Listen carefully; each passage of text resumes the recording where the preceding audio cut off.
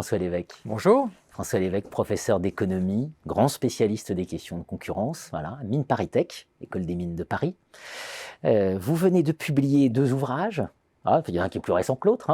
Les entreprises hyperpuissantes, géants et titans, la fin du modèle global, édition Odile Jacob, à lire absolument.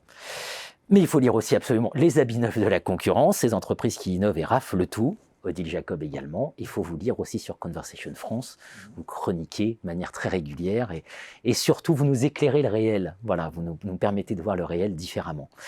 Et vous avez publié un papier très marquant avec lequel vous êtes vous-même mal à l'aise d'ailleurs. Vous l'écrivez dans le papier. Vous dites j'ai hésité à traiter le sujet. À la fin, vous dites je suis bien content d'avoir fini de le traiter parce que c'est un sujet extrêmement lourd. C'est celui de la consommation, je devrais dire de l'hyperconsommation de contenu pornographique en ligne. Et votre idée, votre principe, c'est il est urgent de réguler, de prendre conscience du sujet, et il est urgent de réguler. Il est urgent de réguler une partie et surtout il est urgent de mieux connaître les effets. Donc consommation massive, oui, vous avez raison de le souligner. Il y a eu, et c'est ça qui est à l'origine de l'article, il y a eu une enquête par un institut extrêmement rigoureux au Royaume-Uni qui a montré que un adulte au Royaume-Uni sur 2, en septembre 2020, donc sur une durée de 1 mois, a consulté au moins une fois un site pornographique. Consommation massive au Royaume-Uni, mais ailleurs partout dans le monde. Et pourquoi une consommation massive par rapport à la situation antérieure, c'est-à-dire par rapport à la pornographie des magasins X ou des revues X?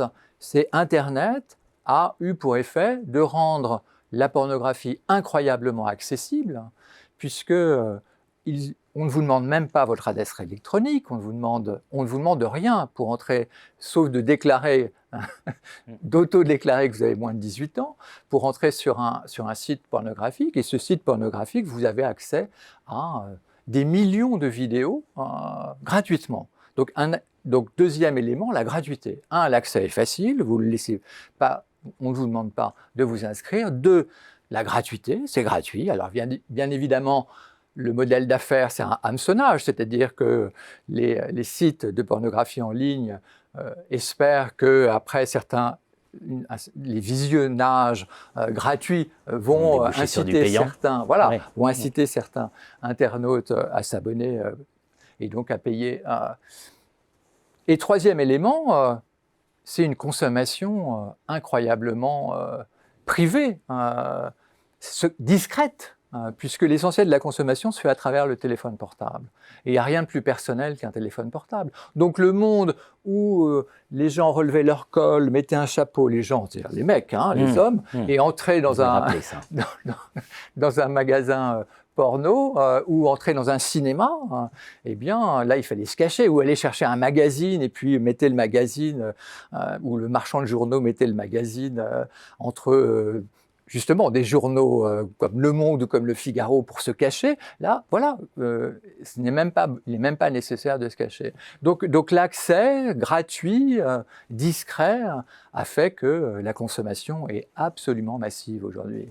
Vous produisez dans le papier Conversation en question, vous traitez de ce sujet, des chiffres ahurissants qui viennent de Pornhub, voilà, sur le rapport d'activité de Pornhub. J'ai noté 169 ans de consommation possible, puisqu'il y a 1,36 million de vidéos disponibles.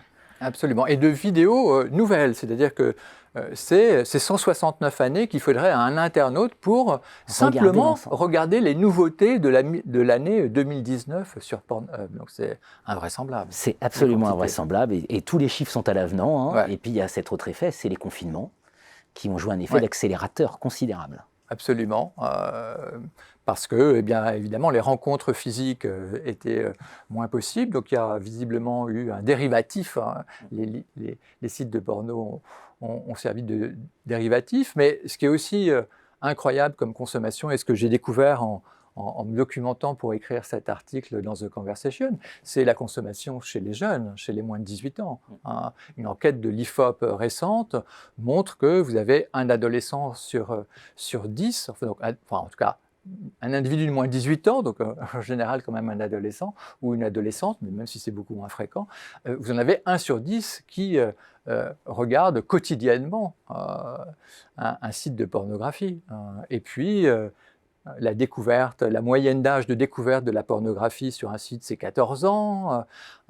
Vous avez, parmi les adolescents qui ont eu une relation sexuelle, que ce soit les filles ou les hommes, vous en avez 1 sur 2 qui a cherché à imiter ce qu'il a vu sur le site pornographique. Donc là, là, ça semble assez embêtant pour les jeunes parce que bien évidemment, il y a des problèmes sérieux dans les images qui sont retransmises.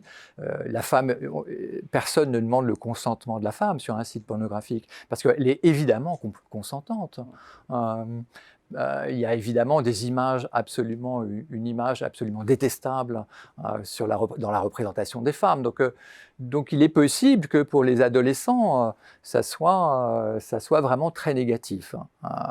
Et donc, sur la question de la régulation, comme économiste, évidemment, avant de réguler, mon réflexe, c'est de dire, bon, il faut connaître les effets, et assez précisément, parce que d'abord, il peut y avoir des effets bénéfiques, et là, j'exclus pas qu'il y ait des effets bénéfiques, mais en tout cas, il faut faire la balance quand vous êtes économiste et voir si les effets défavorables l'emportent sur les effets positifs. Et les effets défavorables, intuitivement, on les sent, et puis par le raisonnement, mais ils sont très mal documentés. Donc les questions d'addiction aux sites pornographiques, par exemple, eh bien, sont très mal documentées. Les effets sur la jeunesse, les effets sur comment ils se comporteront sexuellement avec leurs partenaires. Est-ce que ça supprime évidemment, ça supprime la vision romantique et amoureuse de la sexualité. Mais bon, quels sont les effets? On les connaît très mal. Beaucoup de chercheurs ont travaillé sur les effets des drogues.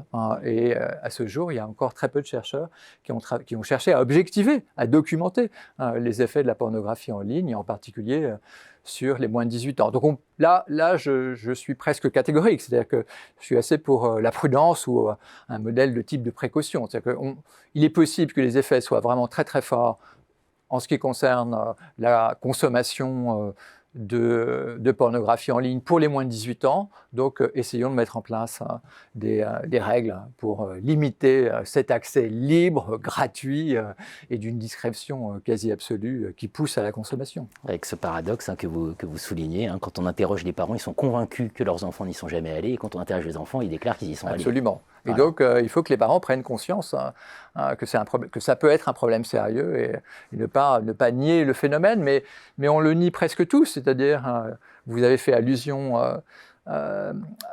dans l'introduction de notre discussion au fait que finalement je conclus cet article dans The Conversation en disant bon, je suis content, j'ai fini, je m'en préoccuperai plus parce que effectivement j'ai pas envie d'approfondir des recherches en tant qu'économiste, en tant que chercheur sur ce secteur-là.